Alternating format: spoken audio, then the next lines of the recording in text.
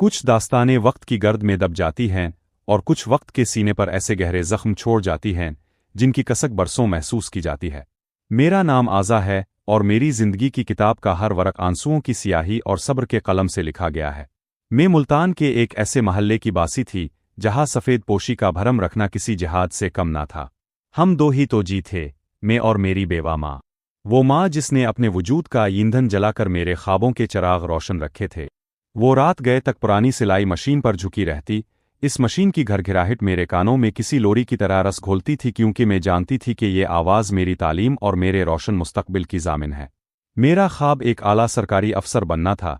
मैं चाहती थी कि मुआशरे के इस निज़ाम को बदल सकूं जहां गरीब की फरियाद सदा बासहरा साबित होती है। लेकिन तकदीर के फैसले मेरी सोच के ताबे ना थे। अचानक मेरी माँ की सेहत की शमागिल होने लगी। डॉक्टरों ने जब कैंसर जैसी मूजी बीमारी की तशखीस की तो गोया मेरे पैरों तले से ज़मीन ही निकल गई। वो वजूद जो मेरा कल असासा था, अब लम्हा बा लम्हा मुझसे दूर हो रहा था। मेरी माँ को अपनी जिंदगी से ज्यादा मेरी तन्हाई का डर खाने लगा। वो अक्सर खांसते हुए मेरा हाथ अपने लरसते हाथों में थाम लेती और उनकी आंखों में बेबसी के दिए जलने लगते। वो चाहती थीं कि मेरे सर पर किसी तहफ़्फ़ुज़ का साया हो, कोई ऐसा नाम जो मुझे इस बेरहम दुनिया के थपेड़ों से बचा सके। उन्हीं दिनों महल्ले की एक रिश्ता करवाने वाली मासी के जरिए सारिम का रिश्ता आया। सारिम और इसकी माँ खदीजा बेगम जब हमारे छोटे से घर में आए तो उनके लहजे में ऐसी मिठास थी जैसे शहद में जहर घुला हो। उन्होंने बड़े बुलंद व बांग दावे किए कि उन्हें जहेज की कोई तलब नहीं, बस एक नेक सीरत लड़की चाहिए जो उनका घर संभाल सके। मेरी भोली भाली माँ, जो अपनी जिंदगी के आखिरी अय्याम गिन रही थी, उनके इस फरेब को कुदरत का इनाम समझ बैठी। मैंने बहुत इल्तिजाएं की, अपनी तालीम मुकम्मल करने की दहाइयाँ दी, लेकिन माँ की ममता और उनकी गिरती हुई सेहत के सामने मुझे हथियार डालने पड़े।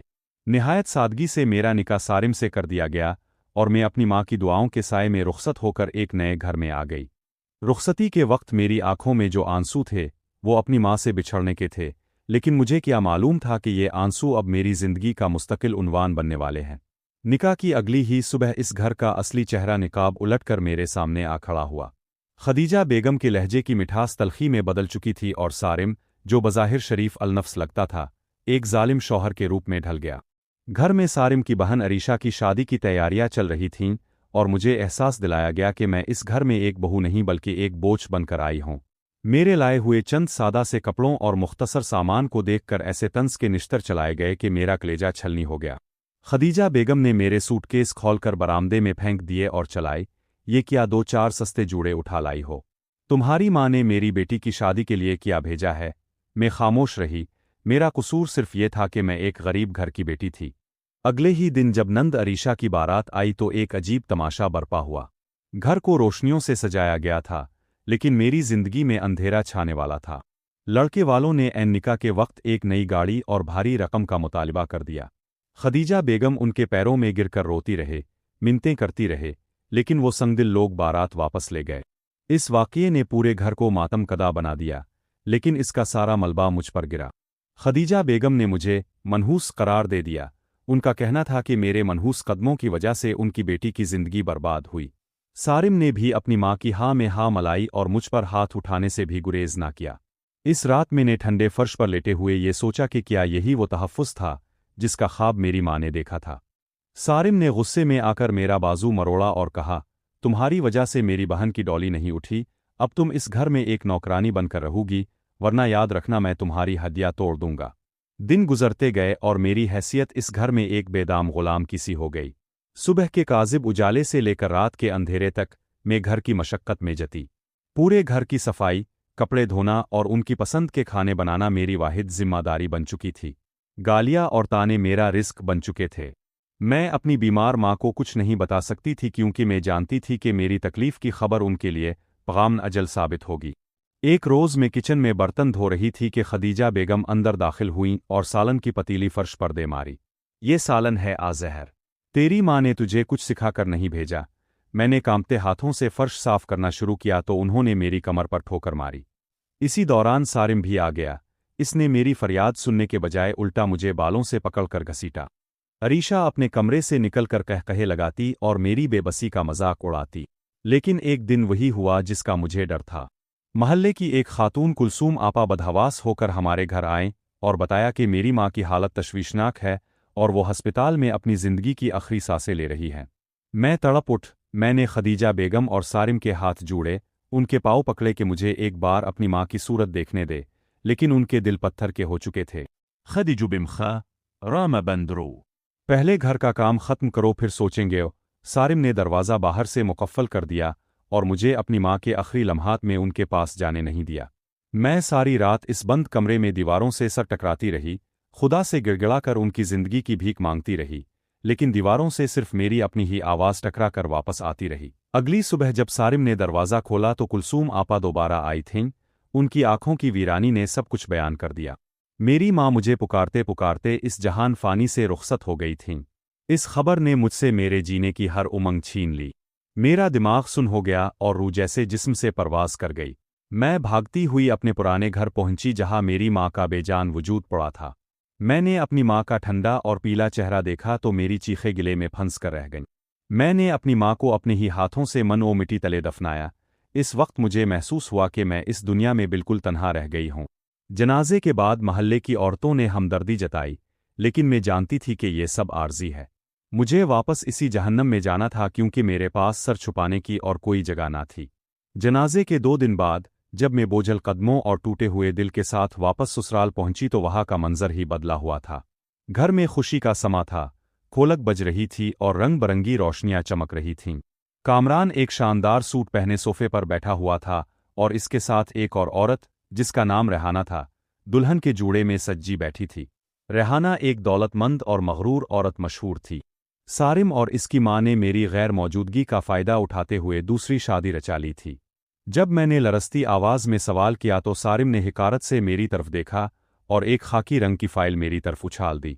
ये तुम्हारी तलाक के कागजात हैं, उन पर दस्तखत करो और दफ हो जाओ। रेहाना को इस घर में कोई नौकरानी नहीं चाहिए। इसके अल्फाज जहरीले खंजर की तरह मेरे सीने में पैवस्त हो गए। रेहाना की मगरूर हंसी और अरीशा के तानों ने मेरे वजूद को तोड़ कर रख दिया, लेकिन इसी लम्हे मेरे अंदर एक नई आज़ा ने जन्म लिया। मेरी आंखों के आंसू खुश्क हो गए और उनकी जगह एक फौलादी अज़्म ने ले ली। मैंने वो कागजात उठाए और बेखौफ होकर उन पर दस्तखत कर दिए। मैंने सारिम की आंखों में आंखें डालकर कहा, ये कागज़ तुम्हारी आज़ादी का नहीं, मेरी बुलंदी का परवाना है। याद रखना सारिम, वक्त का पहिया घूमता है और कुदरत का इंसाफ कभी खता नहीं जाता। मैंने अपना छोटा सा सूटकेस उठाया और इस घर की दहलीज पार कर ली। मैं इस रात शहर की अनजान सड़कों पर चलती रही, यहाँ तक कि एक सस्ते से हॉस्टल के दरवाजे पर पहुंच गई। वार्डन ने मेरी हालत देखकर पहले तो इनकार किया, लेकिन जब मैंने अपनी माँ की आखिरी निशानी, सोने की बाली इसकी मेज़ पर रखी तो इसने मुझे एक छोटा सा सीलिमज़दा कमरा दे दिया। हॉस्टल की जिंदगी एक नई आजमाइश थी, लेकिन मेरे पास खोने को अब कुछ न था। मैंने अपनी अधूरी तालीम को अपना हथियार बनाने का तहैया किया। मैंने एक छोटे से स्कूल में मामूली तनख्वाह पर पढ़ाना शुरू किया ताकि अपने अखराजात पूरे कर सकूं। मेरी जिंदगी इमिशी नबंत।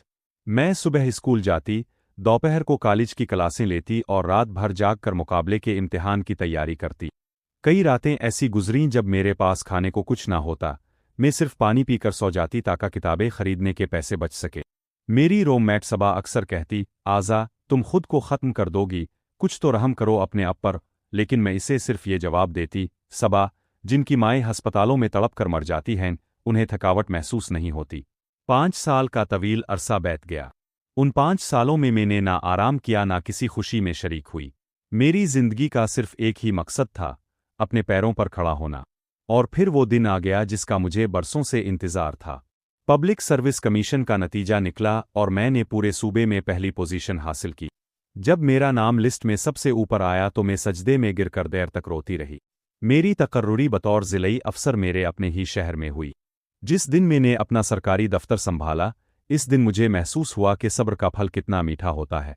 मैं अब एक बाइख्तियार अफसर थी और मेरे एक कलम की जुम्बिश से कई फैसले होते थे। मैंने दयानतदारी को अपना शियार बनाया और मजलूमों के लिए अपने दफ्तर के दरवाजे वा कर दिए। लेकिन कुदरत का खेल अभी बाकी था। मुकाफातन अमल का पहिया घूम चुका था और वो जालिम खानदान जिसने मुझे तिही दस्त घर से निकाला था, अब खुद अपनी ही बने हुए जाल में फंसने वाला था। सारिम, खदीजा बेगम और अरीशा, जिन्होंने रेहाना की दौलत के लालच में मुझे ठुकराया था, अब उन्हें मालूम होने वाला था कि रेत के महल कभी तूफानों का मुकाबला नहीं कर सकते। रेहाना एक पेशावर धोखेबाज निकली थी, جس نے سارم کی جائیداد اپنے نام کروا کر اسے سڑک پر لا کھڑا کیا تھا۔ آج وہی خاندان انصاف کی بھیک مانگنے کے لیے سرکاری دفتروں کی خاک چھان رہا تھا، اور قدرت انہیں کھینچ کر میرے ہی سامنے لانے والی تھی۔ وقت کی بساط پر جب قدرت اپنی چال چلتی ہے تو بڑے بڑے سورماؤں کے سر جھک جاتے ہیں اور تکبر کے مینار خاک میں مل جاتے ہیں۔ میں اپنے وسیع اور پروقار دفتر میں بیٹھی سامنے لگی قائد اعظم کی تصویر کو دیکھ رہی تھی، لیکن میرا ذہن ماضی کے ان اندھیروں میں بھٹک رہا تھا جہاں سے میں نے اپنا سفر شروع کیا تھا۔ میز پر رکھی میری نام کی تختی، اعضا ڈسٹرکٹ آفیسر، میری 5 سالہ ریاضت، بھوک، پیاس اور ان گنت راتوں کا ثمر تھی جو میں نے ہاسٹل کے ایک چھوٹے سے کمرے میں کتابوں کے ساتھ گزاری تھیں۔ آج میرے ایک اشارے پر عملہ دوڑتا تھا، لیکن میرے دل میں نہ تو کوئی غرور تھا اور نہ ہی بدلے کی تڑپ، صرف ایک عزم تھا کہ کسی اور اعضا کی ماں کو ہسپتال میں تنہا نہ مرنا پڑے اور کسی اور بیٹی کو اس طرح سڑکوں پر نہ پھینکا جائے۔ شہر کی فضا بدل چکی تھی اور میرے کام کرنے کا انداز بھی۔ میں نے عہدہ سنبھالتے ہی جائیدادوں کے قبضے، فراڈ اور غریبوں کے استحصال کے خلاف ایک سخت مہم کا آغاز کر دیا تھا۔ میرے پاس روزانہ درجنوں فائلیں آتیں جن میں طاقتوروں کے مظالم کی داستانیں رقم ہوتیں، اور میں اپنے قلم کی طاقت سے ان مظلوموں کو ان کا حق دلاتی۔ لیکن میں اس بات سے بالکل بے خبر تھی کہ مکافاتن عمل کا پہیہ سارم اور اس کے خاندان کو گھسیٹتا ہوا میری ہی عدالت کی طرف لا رہا ہے۔ وہ گھر جس کی دہلیز پر میں نے اپنی زندگی کے قیمتی سال نوکرانی بن کر گزارے تھے، اب اس گھر کی اینٹیں بھی ان کا ساتھ چھوڑ چکی تھیں۔ سارم، جس نے ریحانہ کے حسن اور اس کے مبینہ بینک بیلنس کے سحر میں آ کر مجھے طلاق دی تھی، اب اسے معلوم ہو چکا تھا کہ جس عورت کو وہ اپنی خوش قسمتی سمجھ رہا تھا، وہ دراصل اس کی بربادی کا پروانہ لے کر آئی تھی۔ ریحانہ کوئی مالدار خاتون نہیں بلکہ ایک پیشہ ور دھوکے باز گینگ کی رکن تھی، جس کا کام ہی ایسے مردوں کو پھنسانا تھا جو دولت کے حریص ہوں۔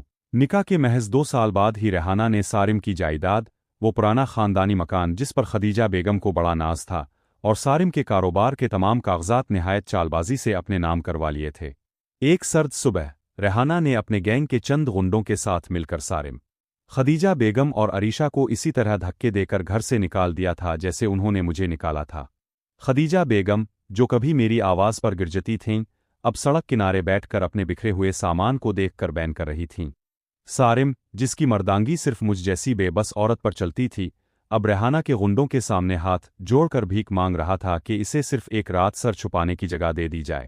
لیکن ریحانہ نے فاتحانہ کہا لگایا اور کہا، سارم، تم جیسے لالچی لوگ اسی سلوک کے حقدار ہیں۔ تم نے جس عورت کو اس کے سچے پیار کے بدلے ٹھکرایا، اب اس کے بدلے میں نے تمہیں تمہاری اوقات دکھائی ہے۔ وہ دروازہ جو کبھی میرے لیے بند ہوا تھا، اب ان کے لیے ہمیشہ کے لیے مقفل ہو چکا تھا۔ ان کے پاس رہنے کو جگہ تھی، نہ کھانے کو لقمہ۔ عریشہ، جس کی شادی کے خوابوں نے میرا سکون برباد کیا تھا، اب پھٹے ہوئے کپڑوں میں فٹ پاتھ پر بیٹھی اپنی قسمت کو رو رہی تھی۔ وہ لوگ جو برادری میں اپنی ناک اونچی رکھنے کے لیے جھوٹے سہارے کھونتے تھے، اب کسی کی پہچان میں بھی نہیں آ رہے تھے۔ سارم نے در بدر کی ٹھوکریں کھائی، کئی لوگوں سے مدد مانگی، لیکن اس خود غرض دنیا میں کوئی کسی کا بوجھ نہیں اٹھاتا۔ آخر کار کسی نے اسے مشورہ دیا کہ ضلع کے نئے آفیسر بہت دیانتدار اور سخت ہیں، اگر وہ ان کے پاس اپنی فریاد لے کر جائے تو شاید اسے اس کا مکان واپس مل جائے، کیونکہ ریحانہ نے وہ مکان دھوکے سے ہتھیا تھا۔ وہ کئی دن تک سرکاری دفتر کے باہر لائن میں کھڑے رہے۔ سورج کی تمازت ان کے چہروں کو جھلسا رہی تھی اور پیاس سے ان کے حلق خشک ہو رہے تھے۔ خدیجہ بیگم کی حالت دیکھ کر کوئی نہیں کہہ سکتا تھا کہ یہ وہی خاتون ہیں جو کبھی ریشمی جوڑوں میں ملبوس رہتی تھیں۔ سارم کے کندھے جھک چکے تھے اور اس کی آنکھوں میں وہ وحشت تھی جو صرف مکمل طور پر ہارے ہوئے انسان کے پاس ہوتی ہے۔ جب ان کی باری آئی تو وہ عاجزی اور انکساری کا پیکر بنے میرے دفتر کے دروازے پر پہنچے۔ میرے پی اے نے انہیں اندر آنے کا اشارہ کیا۔ میں اس وقت ایک اہم فائل کے مطالعے میں مصروف تھی اور میرا سر جھکا ہوا تھا۔ وہ تینوں اندر داخل ہوئے اور فرش پر ہی گھیر ہو گئے۔ خدیجہ بیگم کی سسکیاں کمرے میں گونج، صاحب، ہم لٹ گئے، ایک عورت نے ہمیں برباد کر دیا، ہمارا گھر چھین لیا، ہمیں انصاف دلائیں۔ سارم نے ہاتھ جوڑ کر کہا، سر، میں ایک بہت بڑے دھوکے کا شکار ہوا ہوں، میری جائیداد واپس دلوانے میں میری مدد کرے، میں زندگی بھر آپ کا احسان مند رہوں گا۔ ان کی آوازوں میں وہ لجاجت تھی جو کبھی میری آواز کا خاصا ہوا کرتی تھی۔ میں نے آہستہ سے اپنا سر اٹھایا اور اپنی اینک اتار کر میز پر رکھی۔ میری نظریں جب ان تینوں پر پڑیں تو ایک لمحے کے لیے کمرے میں موت جیسی خاموشی چھا گئی۔ خدیجہ بیگم کی آنکھیں پھٹی کی پھٹی رہ گئیں، سارم کے منہ سے نکلی ہوئی فریاد اس کے حلق میں ہی پھنس گئی اور عریشہ جیسے پتھر کی ہو گئی۔ ان کے چہروں پر جو رنگ بدلے وہ دیکھنے کے قابل تھے۔ شرمندگی، خوف اور حیرت کا ایک ایسا ملغوبہ ان کے چہروں پر آیا تھا جو بیان سے باہر تھا۔ عائز تم، سارم کے منہ سے یہ الفاظ کسی سرگوشی کی طرح نکلے۔ میں نے نہایت سکون سے کرسی کی پشت سے ٹیک لگائی اور ان کی طرف دیکھا۔ صارم صاحب میں یہاں اب کی آزا نہیں ہوں، اس ضلع کی سرکاری افسر ہوں۔ اپنی زبان کو لگام دے اور اپنی حد میں رہ کر بات کرے۔ میرا لہجہ اتنا سرد تھا کہ خدیجہ بیگم کو جھرجھری آ گئی۔ خدیجہ بیگم نے روتے ہوئے آگے بڑھ کر میز کو چھونے کی کوشش کی۔ آزا بیٹی، ہمیں معاف کر دو، ہم سے بہت بڑی بھول ہو گئی۔ ہم نے ہیرے کی قدر نہ کی اور کنکروں کو سینے سے لگایا۔ دومي رحالت مسورة اللہ کے واسطے ہمیں اپنا مکان واپس دلا دو۔ میں نے اپنا ہاتھ اٹھا کر انہیں وہیں روک دیا۔ بم صاحب یہ کوئی پنچایت نہیں ہے اور نہ ہی میں یہاں کسی رشتے داری کو نبھانے بیٹھی ہوں۔ یہاں صرف قانون کی زبان چلتی ہے۔ اپنے جس مکان کی بات کی ہے، اس کے کاغذات آپ کے بیٹے نے خود اپنی مرضی سے ریحانہ کے نام کیے تھے۔ قانون زبردستی دی گئی چیز کو واپس نہیں دلاتا۔ ہاں، اگر وہ دھوکہ دہی ثابت ہو جائے تو کارروائی ہو سکتی ہے۔ سارم نے تڑپ کر کہا، آزا، تم أنا بدل الرو کیا تمہیں ہم پر ذرا بھی ترس نہیں آ رہا؟ میں نے مسکرا کر جواب دیا، بدلہ لینے کے لیے جذبات کی ضرورت ہوتی ہے سارم، اور میرے دل میں تم لوگوں کے لیے کوئی جذبہ باقی نہیں رہا، نہ نفرت اور نہ ہی ہمدردی۔ ترس تو مجھے اس دن بھی نہیں آیا تھا جب میں اپنی ماں کے آخری دیدار کے لیے تڑپ رہی تھی اور تم نے مجھے کمرے میں بند کر دیا تھا۔ ترس تو مجھے اس دن بھی نہیں آیا جب تم نے مجھے طلاق کے کاغذات دے کر سڑک پر پھینکا تھا۔ آج جو کچھ تم دیکھ رہے ہو، یہ میرا بدلہ نہیں بلکہ قدرت کا وہ ترازو ہے جو ہر انسان کے اعمال کو برابر تولتا ہے۔ عرش جو بنت خموشت وببول بيب ہم نے مانا کہ ہم سے غلطی ہوئی، لیکن اب ہم جائیں تو کہاں جائیں؟ ہمارے پاس تو کھانے کو پیسے بھی نہیں ہیں۔ میں نے گھنٹی بجا کر اپنے اسسٹنٹ کو اندر بلایا۔ ان کی فائل لے لے اور اسے انکوائری سیل میں بھیج دے۔ قانون کے مطابق جو بن پڑا وہ ہوگا، لیکن کوئی خاص رعایت نہیں دی جائے گی۔ اسسٹنٹ نے انہیں باہر جانے کا اشارہ کیا۔ وہ تینوں پچھتاتے ہوئے، روتے ہوئے اور گرتے پڑتے میرے دفتر سے باہر نکل گئے۔ میں نے دوبارہ فائل کھول لی، لیکن میرے ہاتھ کانپ رہے تھے۔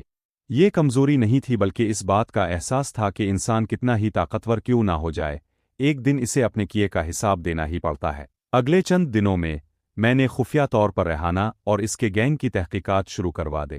مجھے معلوم ہوا کہ وہ ایک بہت بڑا نیٹ ورک چلا رہے ہیں جو کئی شہروں میں پھیلا ہوا ہے۔ میرا مقصد صرف سارم کا مکان واپس دلوانا نہیں تھا، بلکہ اس پورے گینگ کو جڑ سے اکھاڑنا تھا تاکہ کوئی اور ریحانہ کسی اور معصوم خاندان کو تباہ نہ کر سکے۔ میں راتوں کو جاگ کر ان کے نیٹ ورک کا نقشہ بناتی، پولیس کے ساتھ مل کر چھاپوں کی منصوبہ بندی کرتی۔ سارم اور اس کے خاندان کو لگ رہا تھا کہ میں خاموش ہوں، لیکن میں خاموشی سے ان کے لیے انصاف کی راہ ہموار کر رہی تھی، حالانکہ وہ اس کے حقدار نہیں تھے۔ اس دوران سارم روزانہ دفتر کے چکر کاٹتا۔ وہ باہر بینچ پر بیٹھا گھنٹوں میرا انتظار کرتا کہ شاید میں باہر نکلوں اور اسے کوئی امید دلا دوں۔ ایک شام جب میں دفتر سے نکل کر اپنی سرکاری گاڑی کی طرف بڑھ رہی تھی، سارم بھاگتا ہوا میرے قریب آیا۔ میرے گارڈز نے اسے روکنے کی کوشش کی لیکن میں نے اشارے سے منع کر دیا۔ سارم کی آنکھوں میں آنسو تھے۔ اس نے لرزتی آواز میں کہا، آزا، میں جانتا ہوں میں نے تمہاری زندگی برباد کی، لیکن مجھے صرف یہ بتا دو کہ کیا تم مجھے کبھی معاف کر پاؤ گی؟ میں نے گاڑی کا دروازہ کھولا اور اس کی طرف دیکھے بغیر کہا، معافی تو اللہ دیتا ہے سارم، میں تو صرف ایک انسان ہوں جس نے جینا سیکھ لیا ہے۔ گاڑی آگے بڑھ گئی اور سارم وہیں گرد اڑتی سڑک پر تنہا کھڑا رہ گیا۔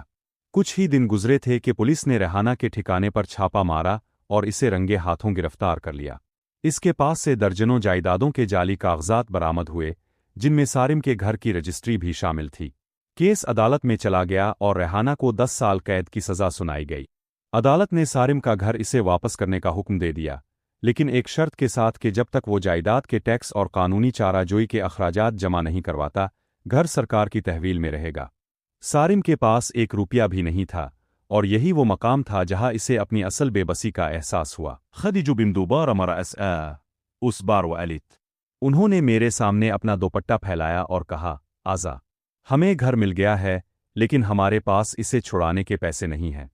ہمیں بھیک دے دو، ادھار دے دو، ہم سڑک پر مر جائیں گے۔ میں نے ان کی طرف دیکھا۔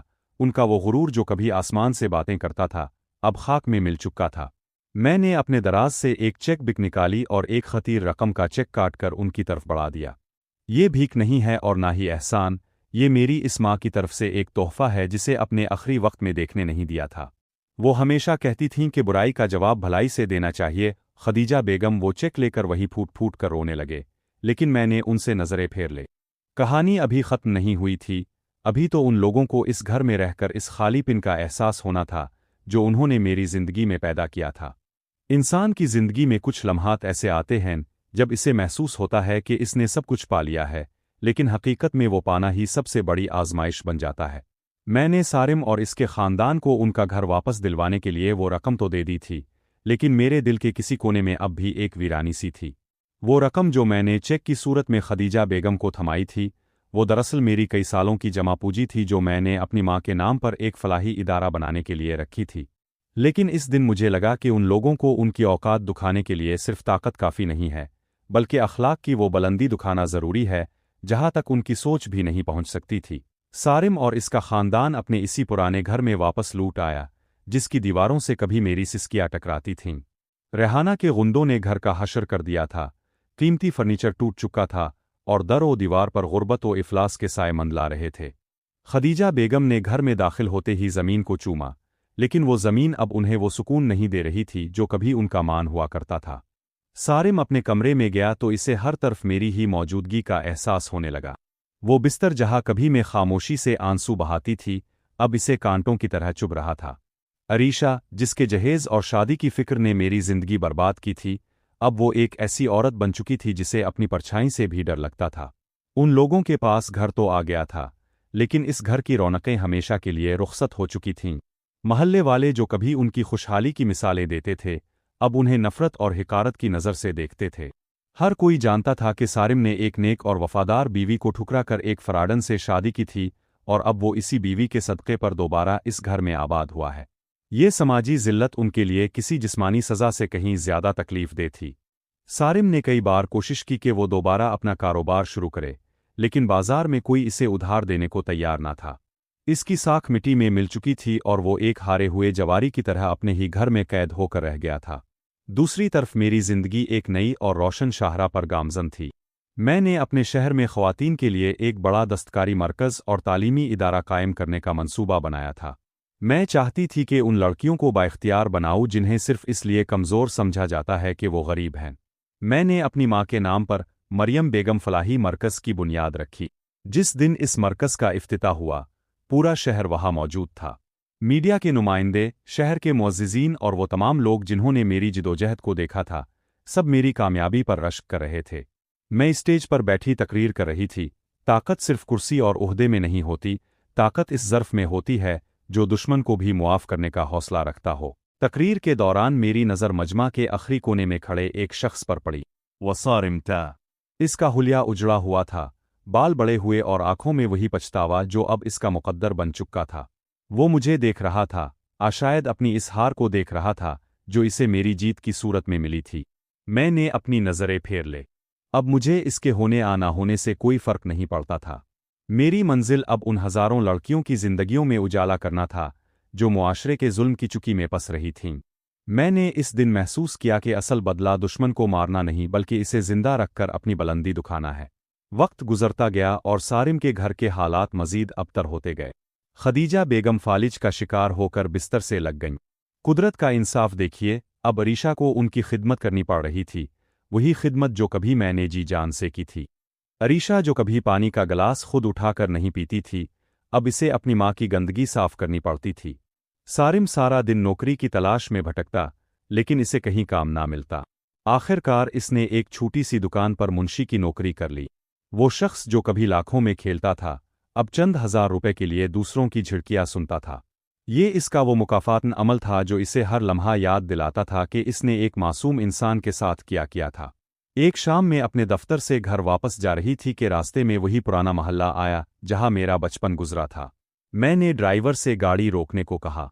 मैं गाड़ी से उतरी और अपनी माँ की कब्र पर चली गई। वहाँ की खामोशी में मुझे अपनी माँ की लोरी सुनाई देने लगी। मैंने उनकी कब्र पर फूल रखे और देर तक वहाँ बैठी रही। देखे, अब की बेटी ने वो सब पा लिया जो अब चाहती थीं। मैं अब कमज़ोर नहीं हूँ, मैं अब किसी की मोहताज नहीं हूँ। मैंने महसूस किया कि एक ठंडी हुआ के झोंके ने मेरे सर पर हाथ फेरा हो। मेरे दिल का सारा बोझ जैसे उतर गया था। میں نے وہاں سے واپسی کا ارادہ کیا تو راستے میں سارم کے گھر کے سامنے سے گزرنا ہوا۔ گھر کا دروازہ کھلا تھا اور اندر سے خدیجہ بیگم کے کراہنے کی آوازیں آ رہی تھیں۔ عریشہ باورچی خانے میں برتن پٹخ رہی تھی اور سارم برآمدے میں سر جھکائے بیٹھا تھا۔ مجدر وسبستوا سارم بھاگتا ہوا باہر آیا اور میرے قدموں میں گر گیا۔ عائز مجھے مار دو، مجھے ختم کر دو، لیکن اس ذلت کی زندگی سے بچا لو۔ میں روز مرتا ہوں، میں ہر پل اپنی روح کو کچلتا ہوا محسوس کرتا ہوں۔ مجھ سے تمہارا یہ احسان برداشت نہیں ہو رہا۔ میں نے اسے اٹھنے کا اشارہ کیا اور نہایت پرسکون لہجے میں کہا، سارم، احسان کا بوجھ صرف وہی اٹھا سکتے ہیں جن کا ظرف بڑا ہو۔ تم نے تو اپنی زندگی خود اپنے ہاتھوں سے تباہ کی ہے۔ میں نے تمہیں گھر اس لیے نہیں دلوایا تھا کہ تم مجھ پر احسان کرو، بلکہ اس لیے دلوایا تھا کہ تمہیں احساس ہو کہ جس عورت کو تم نے منحوس کہا تھا وہی تمہاری بقا کا ذریعہ بنی۔ میں نے اسے بتایا کہ میں اب اس شہر سے جا رہی ہوں۔ میرا تبادلہ دارالحکومت میں ایک بڑے عہدے پر ہو گیا تھا۔ سارم کی آنکھوں میں ایک عجیب سی ویرانی چھا گئی۔ تم لیجا تو پھر میرا کیا ہوگا؟ میں نے مسکرا کر جواب دیا، تمہارا وہی ہوگا جو تم نے اپنے لیے چنا ہے۔ زندگی موقع سب کو دیتی ہے، لیکن تم نے اپنا موقع گنوا دیا تھا۔ اب اس گھر کی دیواروں کے ساتھ اپنی یادیں بانٹو، شاید تمہیں سکون مل جائے۔ میں نے گاڑی کا دروازہ بند کیا اور پیچھے مڑ کر نہیں دیکھا۔ گاڑی جیسے جیسے آگے بڑھ رہی تھی، وہ محلہ، وہ گھر اور وہ تلخ یادیں پیچھے چھوٹتی جا رہی تھیں۔ دارالحکومت پہنچ کر میری زندگی کا ایک نیا باب شروع ہوا۔ یہاں کام کا دباؤ زیادہ تھا، لیکن میری ہمت بھی ہمالیہ جیسی بلند تھی۔ میں نے یہاں بھی غریبوں اور مظلوموں کے لیے کام کرنا جاری رکھا۔